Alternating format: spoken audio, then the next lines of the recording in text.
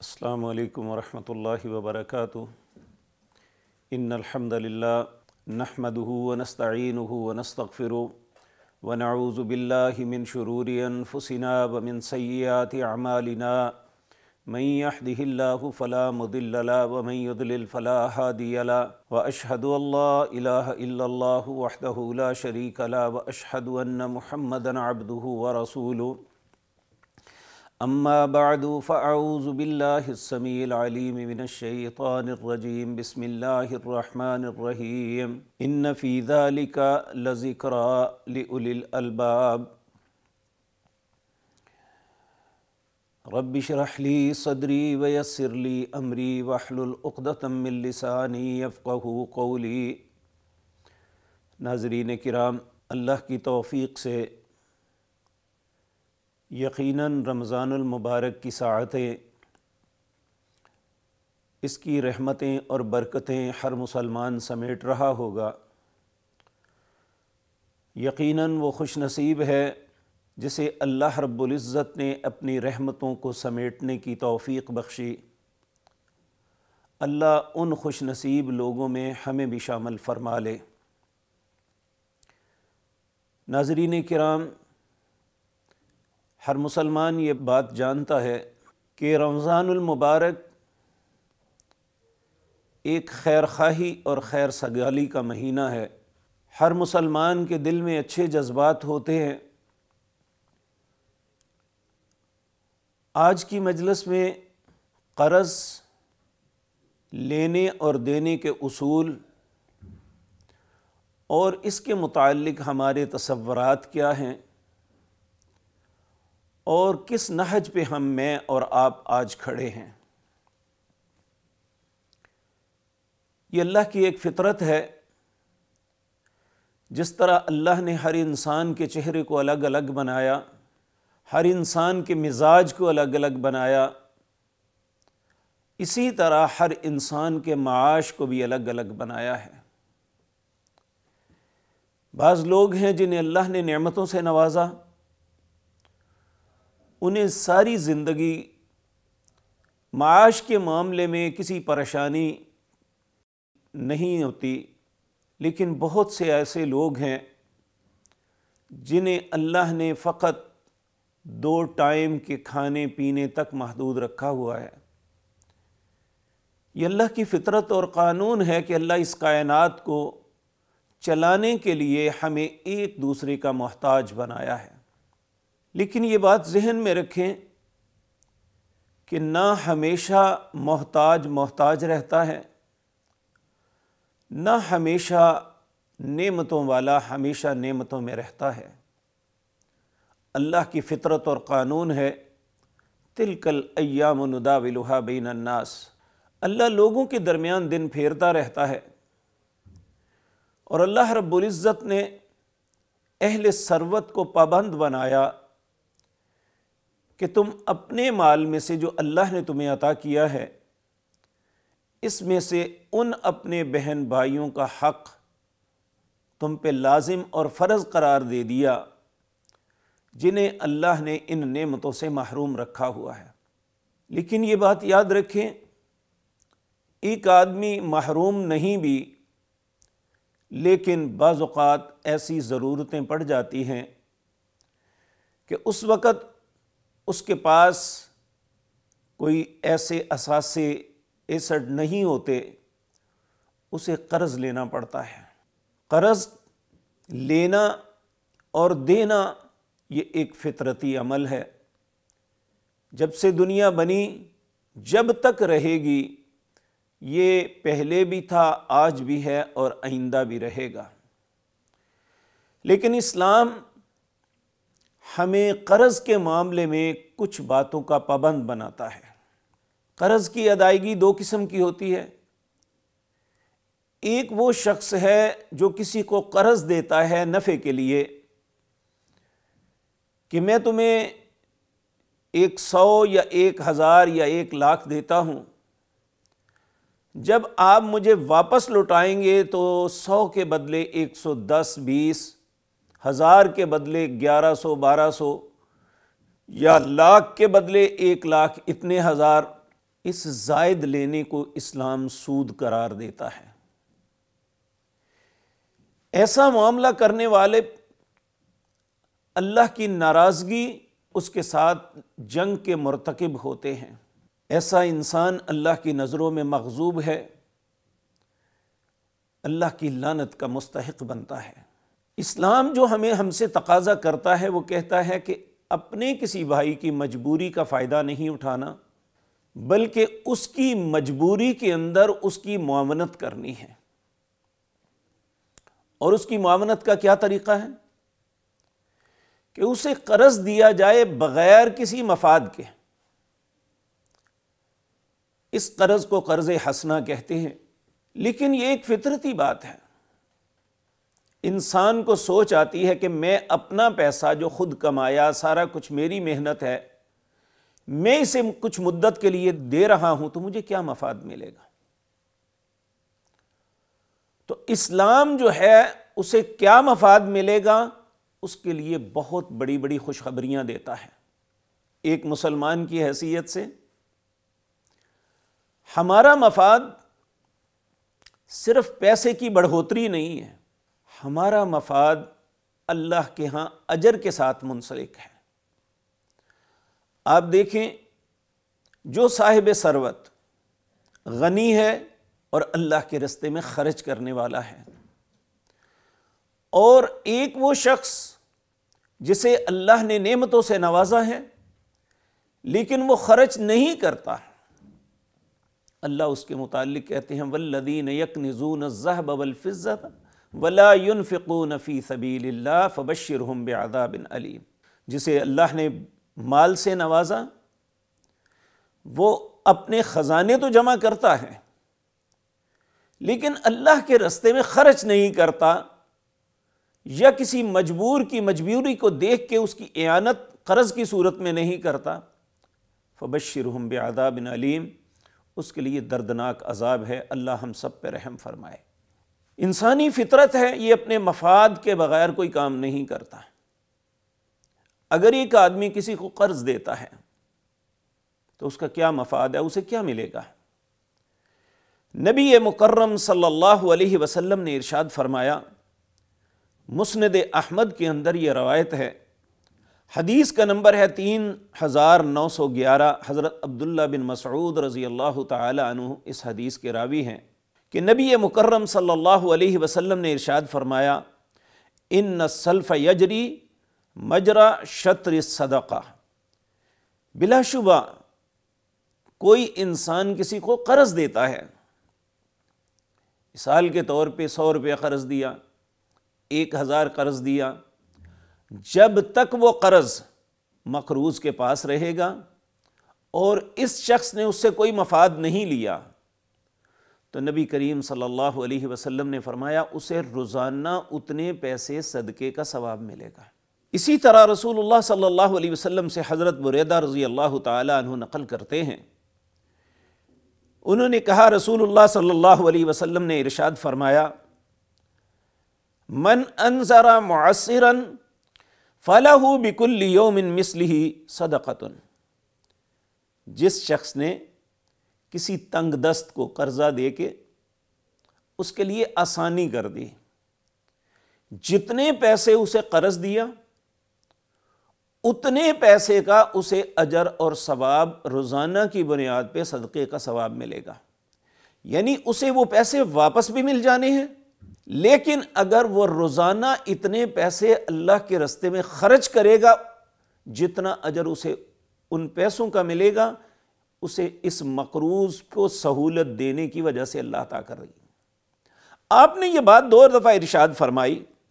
حضرت بریدہ رضی اللہ تعالیٰ عنہ کہتے ہیں، میں نے عرض کیا، اے اللہ کے پاک پیغمبر صلی اللہ علیہ وسلم، میں نے آپ کو فرماتے ہوئے سنا، جس نے کسی شخص کو تنگ دست کو مہلت دی اس کے لیے ہر روز اس کے برابر صدقہ ہے۔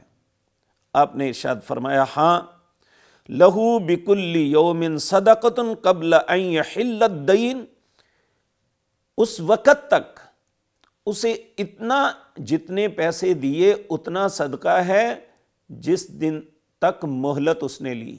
جب اس کی مہلت ختم ہو گئی اس نے پھر ریکویسٹ کی کہ مجھے چند دن اور مہلت دے دو، میں آپ کا قرضہ آپ کو لوٹا دوں گا۔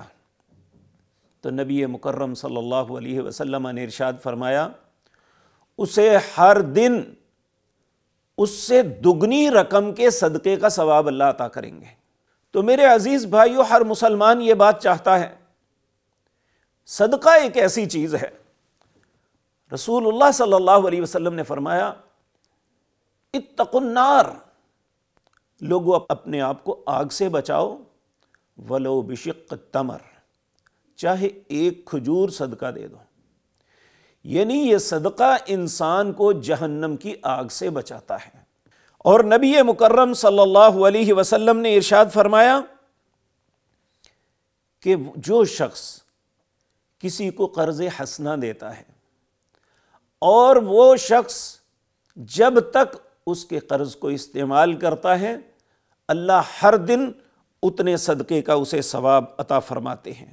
اسی طرح رسول اللہ صلی اللہ علیہ وسلم سے حضرت عبداللہ بن عمر رضی اللہ تعالیٰ عنہ روایت کرتے ہیں کہ رسول اللہ صلی اللہ علیہ وسلم نے فرمایا من طلب حقا فلیطلبہ فی عفاف، جس شخص نے اپنے حق کا مطالبہ کیا کہ مجھ سے آپ نے قرضہ لیا تھا اسے واپس کیجئے، اور اس میں آسانی پیدا کی، رسول اللہ صلی اللہ علیہ وسلم نے فرمایا اللہ رب العزت اس آسانی کی وجہ سے اسے بھی آسانی عطا فرمائیں گے۔ میرے عزیز بھائیو، اللہ رب العزت صرف ہمیں یہ بات سمجھاتے ہیں کہ انسان کو کوئی بھی عمل صرف دنیاوی مفاد کے لیے نہیں کرنا چاہیے۔ حج کتنا بڑا عمل ہے، اگر ہم اس کو بھی دنیاوی مفاد کے لیے کریں گے وَمِنْهُمْ مَنْ يَقُولُ رَبَّنَا آتِنَا فِي الدُّنْيَا وَمَا لَهُ فِي الْآخِرَةِ مِنْ خَلَاقٍ، جو شخص صرف دنیا کی طلب کے لیے کرے گا اس کا آخرت میں کوئی حصہ نہیں، لیکن اگر ہم آخرت کی طلب کے لیے صدقہ دیتے ہیں تو اللہ رب العزت کہتے ہیں ان تقرضوا اللہ قرضا حسنا، تم اللہ کو قرض حسنہ دو، اللہ اسے بڑھا کے واپس کرے گا۔ تو جب کوئی انسان اپنے دوسرے بھائی کی خیر خواہی کے لیے اسے قرض دیتا ہے اور وہ اس قرض کو اپنی مجبوری کے اندر استعمال کرتا ہے، جو مدت اس نے طے کی ہے اگر اس کے اندر دے دیتا ہے تو اسے ہر دن اس پیسے کے برابر صدقے کا اجر ملے گا۔ اگر وہ تاریخ گزر جاتی ہے، وہ تھوڑی سی مہلت اور مانگتا ہے، اس مہلت میں اس سے دگنے پیسے کا اللہ اسے اجر عطا فرماتے ہیں۔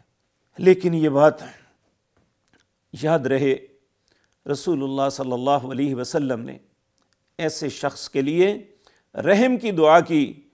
آپ نے فرمایا رحم اللہ رجلا، اللہ اس بندے پر رحم کرے، کس بندے پر؟ جو سودا بیچتے وقت، سودا خریدتے وقت اور اپنے حق کا تقاضا کرتے وقت لوگوں کو سہولت دیتا ہے۔ آپ نے پہلی امتوں میں ایک شخص کے متعلق تذکرہ فرمایا کہ وہ شخص کاروبار کرتا تھا، لوگوں کے ساتھ سہولت کا معاملہ کرتا، اگر کسی کو چیز فروخت کرتا تو دیکھتا میں اسے کتنا مفاد دے سکتا ہوں، اگر خریدتا تو تب بھی اس کی سوچ یہی ہوتی کہ میری طرف سے اسے نقصان نہ پہنچے، اور اگر لین دین کے معاملے میں تب بھی وہ سہولت کا معاملہ کرتا۔ جب وہ دنیا سے گیا، فوت ہوا، تو اللہ نے اس کے ساری خطاؤں کو درگزر کرتے ہوئے صرف اس کے اس عمل کے سبب اسے معاف کر دیا۔ تاریخ میں ایک بڑا عجیب و غریب واقعہ ملتا ہے۔ امام بخاری اس حدیث کو اپنی کتاب صحیح بخاری کے اندر لے کے آئے ہیں۔ رسول اللہ صلی اللہ علیہ وسلم نے فرمایا بنی اسرائیل میں ایک شخص تھا، اسے مجبوری پڑی قرض کی کہ کچھ اس کے معاملات ایسے سخت ہو گئے کہ اسے اعانت کی ضرورت تھی کہ قرض مل جائے۔ اس نے ایک مالدار کے پاس جا کے کہا مجھے اللہ کے لیے کچھ مدت کے لیے قرض دے دو، اور وہ 1000 دینار تھا، بہت بڑی، آج کی کروڑوں روپے کی رقم بنتی ہے۔ اس نے کہا دے تو دیتا ہوں لیکن ضمانت۔ اس نے کہا میرا کوئی ضامن نہیں سوائے اللہ کی ذات کے۔ اگر آپ اللہ کو ضامن سمجھتے ہو تو مجھے دے دو، وگرنہ کوئی نہیں، اللہ میرا کوئی اور اسباب پیدا فرما دے گا۔ اس نے کہا بہت بڑی ذات کی ضمانت دی ہے، میں اللہ کے نام پہ کب واپس دو گے؟ اس نے ایک تاریخ کا تعین بتا دیا کہ فلاں تاریخ کو تیرے پیسے واپس کر دوں گا۔ اور قدرتی بات کہ ایک دریا کے کنارے پہ وہ رہتے تھے، دوسرے کنارے پہ لینے والا رہتا تھا، یہ اس نے اس سے قرض لیا، واپس آ گیا۔ جب وہ تاریخ آئی جب اس نے قرض کو واپس کرنا تھا، وہ 1000 اشرفی لے کے دریا کے کنارے پہ پہنچا تو اسے کوئی پار جانے کے لیے سواری نہ ملی، کشتی نہ ملی۔ بڑا پریشان ہوا، سارا دن سوچتا رہا، بالآخر دن ڈھل رہا تھا۔ ادھر دوسرا شخص، اس نے سوچا کہ میرے قرض خواہ اس نے میرا قرض واپس کرنا ہے اور وہ دوسرے کنارے سے اس طرف آئے گا اور مجھے قرض دے گا، مجھے بھی اب ضرورت ہے۔ وہ دریا کے کنارے پہ کھڑا ہوا تھا، اسے جب کوئی چیز نہ ملی بڑا مایوس ہوا۔ اس نے ایک لکڑی لی، اس کو اندر کھودا، اس کے اندر 1000 اشرفی ڈالی اور ساتھ ایک رکہ بھی ڈالا، اور اس میں لکھا کہ میں اللہ کی ضمانت پہ تجھ سے قرض لیا تھا، میں قرض کی ادائیگی کے لیے آیا لیکن مجھے سواری نہیں، کشتی نہیں ملی کہ جس سے میں دریا پار کر کے تمہیں قرض پہنچا دیتا، تو میں نے اللہ کی سپرد کرتے ہوئے اس کو دریا میں ڈال دیا اور اس لکڑی کو بند کر کے دریا میں ڈال دیا۔ اللہ کی شان دیکھیں کہ اللہ اپنی ضمانت اور اچھے لوگ جو اچھے دل والے ہیں ان کی کیسے مدد کرتا ہے۔ وہ بھی سارا دن گزر گیا، سورج غروب ہونے پہ آیا تو مایوس ہو گیا کہ اس شخص نے وعدہ خلافی کی ہے۔ اٹھا اور جانے لگا تو اس نے دیکھا کہ لکڑی کا ایک ٹکڑا پانی پہ تیرتا ہوا آ رہا ہے۔ اس نے کہا چلو اسے پکڑتے ہیں، پکڑ کے جلائیں گے آگ میں اور ہمارا ایک وقت کا چولہا جل جائے گا۔ یہ گھر گیا، جب اس نے اس لکڑی کو چیرا تو اس کے اندر سے 1000 اشرفی نکلی اور رکہ بھی نکلا۔ اللہ کی شان بہت خوش ہوا کہ میرا کام بھی بن گیا۔ کچھ دن گزرے تو اس شخص نے سمجھا جس نے قرض ادا کرنا تھا، نامعلوم اسے 1000 اشرفی ملی ہے یا نہیں۔ وہ دوبارہ اس نے پیسے اکٹھے کیا اور لے کے دریا کو کراس کر کے اس کے پاس پہنچا اور جا کے کہنے لگا اللہ کے بندے، یہ میرے ساتھ یہ معاملہ بنا، میں تمہیں اب تک پیسے نہیں دے سکا، میں تجھ سے معافی کا طلبگار ہوں اور یہ اپنی 1000 اشرفی شکریہ کے ساتھ تمہیں واپس کرتا ہوں۔ اس نے کہا اللہ کے بندے وہ 1000 اشرفی تو مجھے مل چکی ہے۔ اس نے کہا کیسے مل چکی ہے؟ اس نے سارا واقعہ سنایا۔